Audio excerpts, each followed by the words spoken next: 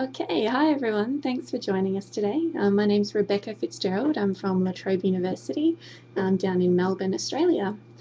I guess a couple of things to start with. I'm the International Development Coordinator for Trobe International. So I deal with marketing and recruitment for international students coming from the Americas, Europe, and also from Australia onshore. So just today, not too much to bother you with. Just going to go through some general things about the university and Melbourne, and then listing off some of our more popular and interesting, I think, programs, and then talking a bit about student life and answering any questions that any of you might have. So about La Trobe University, we were established in 1964. We've got about 30,000 students across our campuses. We actually have 6 campuses. All of our campuses are located in the state of Victoria, which is down the southeast of Australia. So the major campus is the Melbourne Bundoora campus, which actually has the bulk of the students, about 26,000. The rest of the students are spread across our other campuses, which are mostly regional Victoria. So we have campuses in Bendigo, Shepparton, Albury-Wodonga, Mildura, and also a very small Melbourne City campus, which is due to open early next year.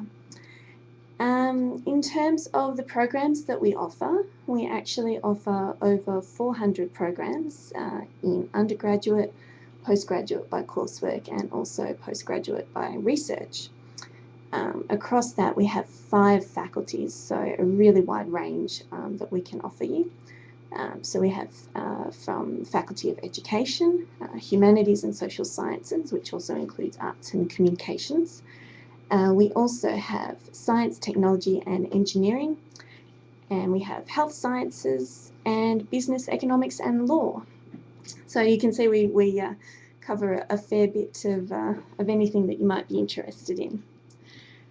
I guess the main ones that I would point out to potential students coming from Canada to study at La Trobe in Australia, we do have what you guys would refer to as Teachers College. So we have a graduate diploma in education, which is a 1-year program and qualifies you to become a teacher. So we offer that program in either a primary or a secondary stream. With the secondary stream, the major requirement for that is that you need to have 2 teachable areas that you've already studied in your undergraduate studies. In terms of other faculties, I would say another major area of interest would be our law program. So in our Business, Economics and Law faculty, we have our School of Law. In that we offer several different degrees. We offer our standard LLB, the Bachelor of Laws.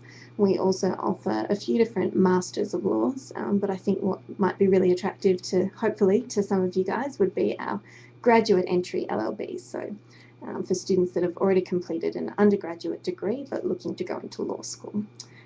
Now that's a 3-year program with about it's 24 subjects, and 6 of those are electives. So there's a lot of core units, a lot of compulsory information that's covered in that, but then you get to add a bit of your own flavour to your degree with those 6 electives that you cover. Moving on, possibly of interest as well would be in our Humanities and Social Sciences. We offer some 1-year degrees, 1-year master's programs. So we offer a Master of Global Communications, which is focusing on journalism and media.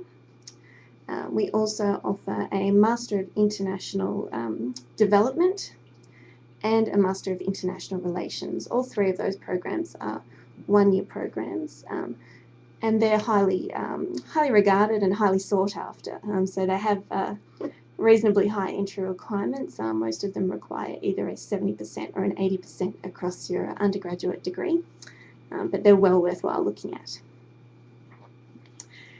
In terms of science, technology and engineering, we actually have a hugely strong research area, well, a number of different research areas. We're covering things like nanotechnology, biotechnology, agriculture and biological science. We've actually just completed a major project, 288 million, pardon me, 288 million Australian dollars in conjunction with the Victorian State Government in Australia for research on agribiological science. So fantastic for our university, and the great thing about that is that it influences our research, but it also flows down to our coursework programs. And then we're looking at health sciences as well. So obviously health sciences is a really attractive area, I think, for a lot of Canadian students. We have a number of different professional master's programs. Most of them are 2 years in duration. We have those in speech pathology, occupational therapy, physiotherapy, prosthetics and orthotics, social work, and a number of other ones, so things like public health and health administration as well. So those ones are very, very highly sought after. We have a limited number of places for those every year, and quite, I guess not stringent, but quite specific entry requirements. So you're looking at some supplementary information if you want to apply for those. We have prerequisite subjects that you're required to have completed. The faculty will often ask for references, a copy of your CV, things like that. I've actually had a question pop up about law, so just going back to that briefly. Someone's asked, do law applicants need to include their LSAT scores? And the answer is no, we don't actually require LSAT for entry into our LLB graduate entry program. The basic entry requirements are obviously your transcripts from your undergraduate degree, but you're also required to submit a personal statement, which is pretty standard, I think, just explaining your background, why you're interested in studying law in particular, and also studying in Australia and at La Trobe. Also, we would be looking at a CV, so it would be great to include that. So if you have any volunteer experience or work experience in the area, that's also going to help with your application for law. Now, I've actually also had some questions about scholarships. We do actually offer scholarships to Canadians. We offer scholarships to international students and in general, and also a couple of specific ones for Canadians. So the most, I guess the most substantial scholarship that we would offer would be our academic excellence scholarships. So they're worth about 10 or 20,000 Australian dollars for individual students. They're normally awarded on the basis of academic merit after a ranking process.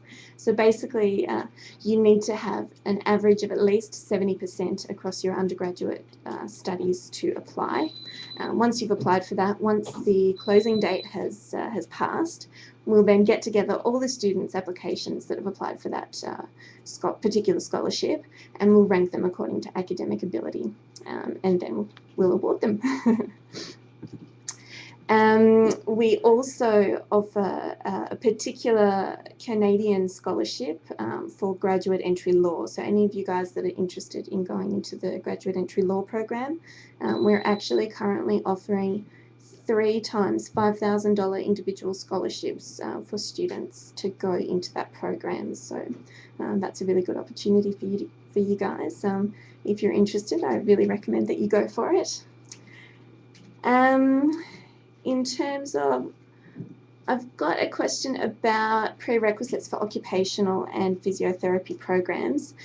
They are quite specific, so it might be a bit involved for me to go through in detail, but for more generally speaking, looking at the master's programs for health sciences, so that's including occupational therapy and physiotherapy and speech pathology, you're looking at needing at least a 65% average across your undergraduate degree. Some of those programs will be looking across the whole degree, and a couple of them will just be looking at the final 2 years of your degree. In saying that, if we're looking at 65%, I guess as a threshold to apply, really the faculty is going to be ranking you against the other students that apply. So realistically, we'd be looking at 70%, 75% and plus. But that's also influenced by other factors as well. So if you have done some volunteer work or some other work experience that you can add to your application, then that's always going to be worthwhile and always going to help to influence the faculty in a decision with choosing you to come to do our program. Now, most of those programs, I mentioned prerequisites. They do require previous study in a similar area. So if we're talking about physio, for example, you're required to have prior studies in musculoskeletal anatomy, physiology, things like that. So, but those prerequisite requirements are listed on our website in full detail, and we also have some FAQ sheets as well and instructions on how to apply. It's all really simple, all really laid out quite well. And KOM, of course, have all the details too, so if you have any problems at all, you can always contact these guys and they'll be happy to help you out. In terms of, I've got someone asking about how many seats are available in physio for international students. Now, it does actually vary from year to year, but as I mentioned, the program is quite competitive and highly sought after. We actually normally, for these kind of programs, have like a maximum of 10 seats available every year for international students. So just bearing that in mind, but you know, if you're putting forward a good application, your chances are great. So I would advise to just go for it and see what happens. If you have any concerns, then you know, myself or KOM can always help you out and give you some ideas on how to make your application more attractive to the faculty.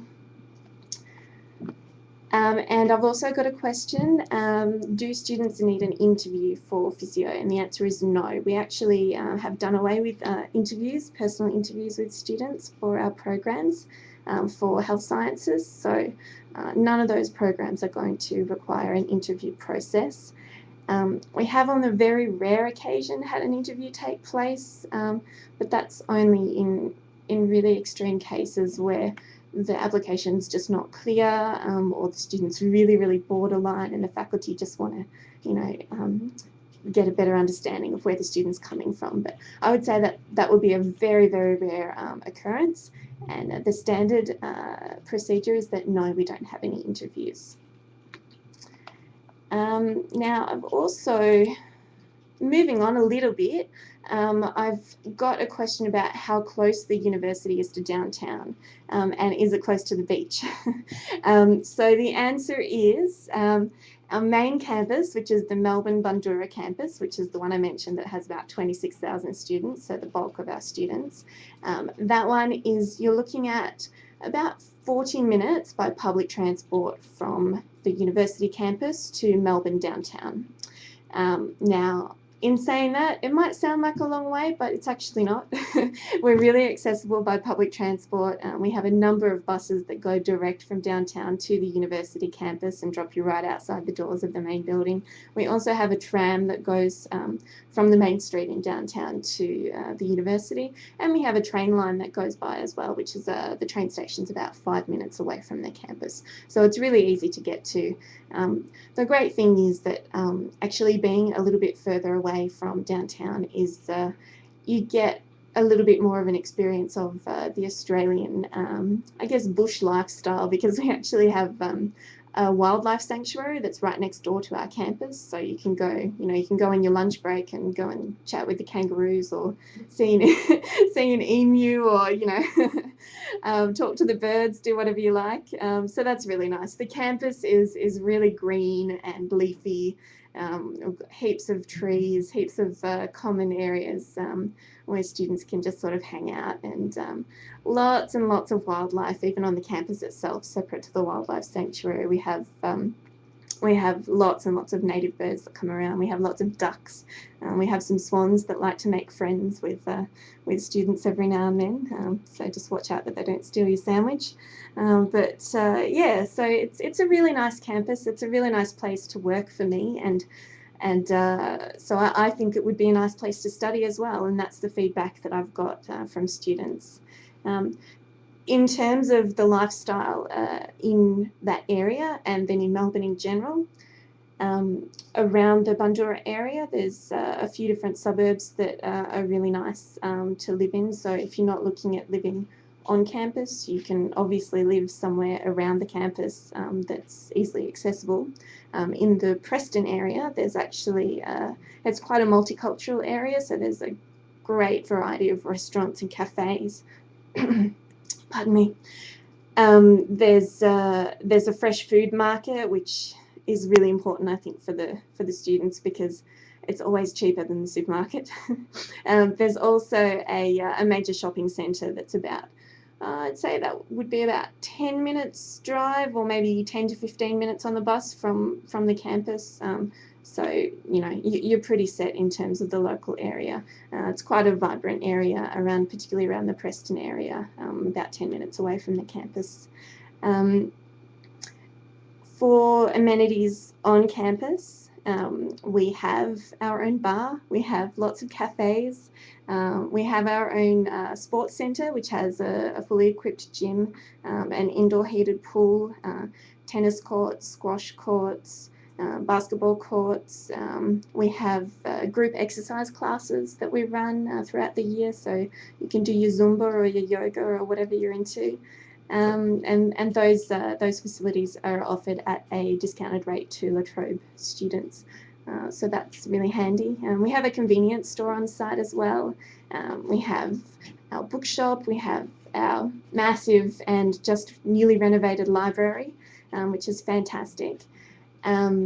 And what else do we have? We have a hairdresser's, we have a jewellery shop, we have banks, we have a travel agent, a post office, so pretty much anything you can think of, except for a supermarket, which is 10 minutes down the road on a tram, so it's pretty easy. Thinking about Melbourne more generally, I mentioned you're only about 40 minutes away by public transport, even less if you're driving. You know, Melbourne is known as the cultural centre of Australia, so whatever you're into, it can offer that to you.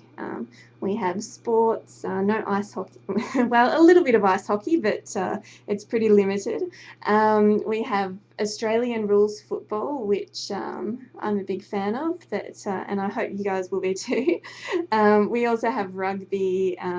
We have a major tennis tournament every year, the Australian Open, which is part of the Grand Slam. We have basketball, netball, which I don't know if you guys would have heard of before. It's not played in Canada, but it's good fun. And we have a Grand Prix every year as well, the Melbourne Grand Prix, for Formula One racing. So there's a lot of sports around. There's also theatre, cinema. You know, we have several different film festivals throughout the year. We have literary festivals, we have fantastic art galleries, we have museum. The food, the restaurant culture is amazing. It's one of the things that I just love about Melbourne. It's, you know, anything you want you can get. We've got our Chinatown, but we've also got, you know, like a Little Italy. We've got Greek food, we've got sort of Arab food, African food, you know, whatever you can think of, we have it. So, you know, it's good fun, and it's a really good experience to live and study and work in Melbourne. I'm just checking through to see if we had any other questions. Is it easy to find accommodation? Someone has asked. So it's relatively easy. Yeah, we actually have on-campus accommodation officers that can help you either before you arrive in Australia or when you arrive in Australia to help out. So I often recommend to students that for the first semester of their studies at least, that they think about living on campus. We do have several different on-campus accommodation options. One of those has meal plans and the others don't. So the price varies a little bit depending on, you know, what kind of amenities and accommodation you want. But there is a range of those, and they're all available to take a look at on our website as well. So yeah, definitely on-campus accommodation is an idea. I think it just makes things easier when you're first sort of settling in, but it's really a personal choice, so it's up to you guys what you want to do. Obviously, a lot of students also choose to live off campus in share accommodation. We also have homestay options as well, if that's something that you'd like to consider. In terms of the on-campus accommodation, I should actually mention that we also have what we call them vouchers, but I guess it's a form of scholarship. We have a $1,000 accommodation vouchers available to international students that come along as a once-off payment to help you settle in, to help pay for that first part of your accommodation on campus at La Trobe. I also have a question. Are there really lots of big snakes and spiders in Australia? Well, the answer is yes, but you're not really going to have too many issues in Melbourne. The majority of poisonous snakes and spiders and big snakes and spiders you're going to find in the bush.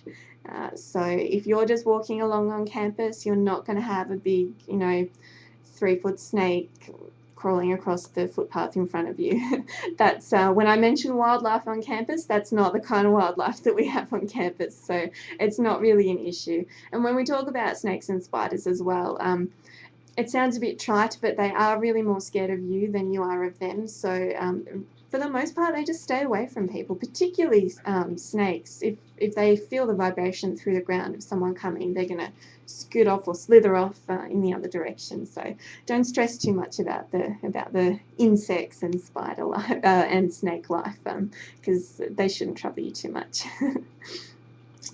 Can you work while you're studying? I've had someone ask. Yes, you can. Australian student visa requirements actually allow you to work up to 40 hours per fortnight. So that averages obviously out to 20 hours per week. That's during the study period, so semester time. During the vacation time, you're actually allowed to work as much as you like. So obviously the idea there is that during the study period you're focusing on your studies and we don't want to distract you too much. Just bearing in mind that any work that you do is to supplement your income. It's not to, you don't want to rely on part-time work to support yourself while you're studying. But I mean, we find that a large proportion of our students would be working while they're studying. I think it really helps to sort of balance your life out as well while you're there, and obviously it's going to look good on your CV too, even if it's not related to the area of study that you're doing. I think any kind of work while you're studying is going to look good to an employer because you're developing those communication and interpersonal skills on the job as opposed to just within a classroom. Just looking at some more questions. Now, moving on to, is there a doctor's office on campus? There is actually a private hospital that's just, I guess, sort of adjoined to the campus, so it's probably about 20 minutes walk across campus. So there is a doctor's office there, as well as a pharmacy. There are also several local doctor's offices that you can access. Now, in terms of health cover, you're actually required to have international student health cover while you're in Australia. That's a requirement of your visa, so you'll need to make sure that you have that before you apply for your visa. That's all laid out in our offer and acceptance information once you get your offer, so it's not going to be a difficult process. You can either choose to have us arrange that for you, or you can arrange your own. So yeah. I also have a question, another question about the physio program, clinical placements. Wanting to know if there are clinical placements within the physio program, and the answer is yes. For physio, being a 2-year program, from the top of my head, the first semester, so we have 2 semesters per year. The first semester that you don't do any clinical placements. It's more focused on getting your clinical reasoning and theoretical skills working on. But after that first semester, it then becomes a combination of theory, reasoning, and also clinical placements. So you'll have clinical placements throughout a year and a half of that 2-year program. I've got a question, should I apply through KOM? I think the answer would be yes. If you're thinking about applying, then definitely KOM will be able to help you. We've worked with them for many years, so they're aware of all the ins and outs of how La Trobe works.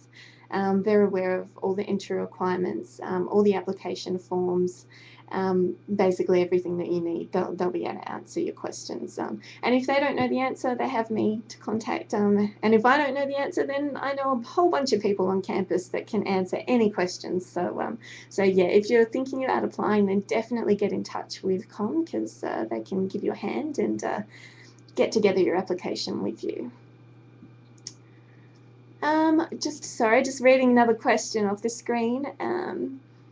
So for the physio and OT clinical placements, can we apply to do them in Canada, or do they have to be done in Australia? So the answer to that is that the bulk of them do need to be done in Australia. There are very limited opportunities to do clinical placements overseas.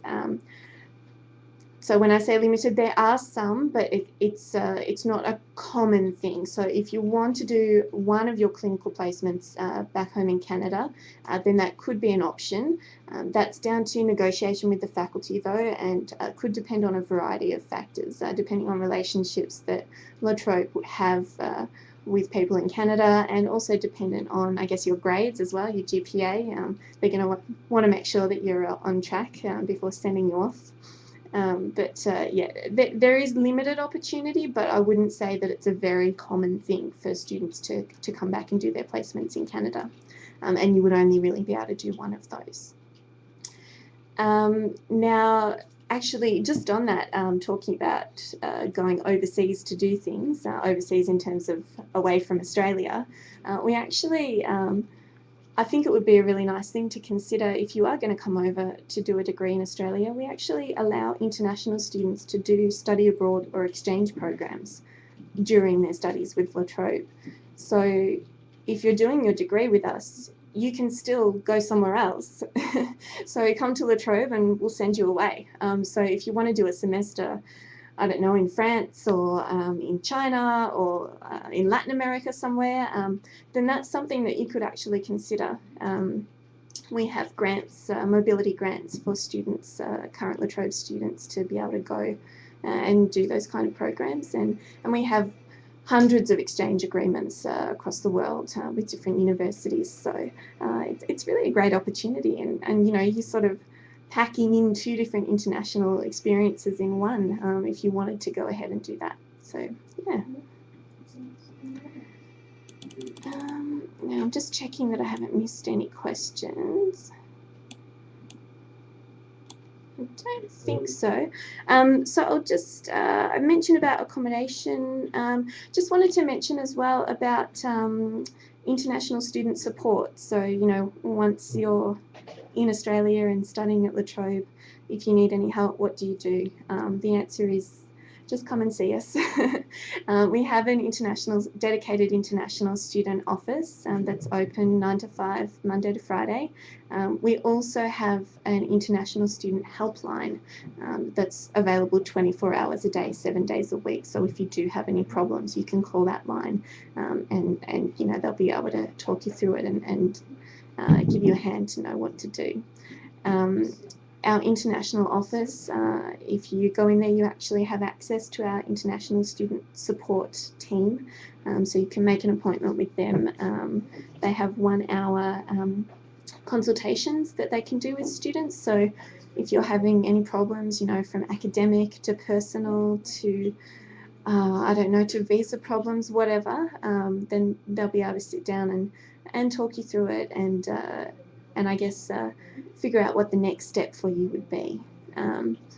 If they feel, or if you feel that you need a little more help, then they can always refer you on to extra student services that we have at the university, for example, counselling services or academic skills workshops and things like that. So there's always something that you can do. So definitely don't be shy. Don't feel like, you know, if you find yourself in any situation, relationship, whatever, that, you know, that you feel is hopeless. It's certainly not. We can help you. Thinking about, when I was saying getting there, we actually also have complimentary airport reception. So when you arrive, you don't have to just hop off the plane and, you know, look around all wide-eyed and not know what to do next. We, as part of the pre-departure process for you, we can help you to arrange, you just need to book an airport reception, and we'll be there when you get there, and we'll drive you to wherever you're staying. So I think that will be helpful. Just had another question pop up. Do you know what the usual GPA cutoff is for the Masters of OT and Physio? Look, it's hard for me to say what the definite cutoff would be, because as I mentioned, they do sort of they do look at all of the applications as a whole, so it could vary from year to year. But what I would say, you need to, I think I mentioned, you need to have a minimum of 65% average. I think that's standard for both OT and Physio. But I would be looking at probably 75 to 80%. You would be looking good. But again, I can't really, I guess, guarantee that you're going to get an offer with a particular GPA, because it's really going to depend on what other students have applied. And it also, as I mentioned, it depends on any other factors in your application, such as experience that you might have or anything like that. Yeah, so did anyone else have any more questions that they could think of? I don't think so. So we might wrap it up there then. So thanks so much, guys, for tuning in and listening.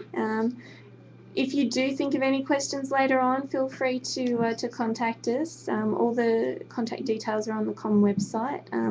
And you know, if you really have something quite detailed that you want to get in touch with me directly, then they can help you with that as well. And you know, I have access to all the faculties, all the academic staff members, so we'll sort you out. Okay, well, thanks a lot, guys, and have a nice weekend.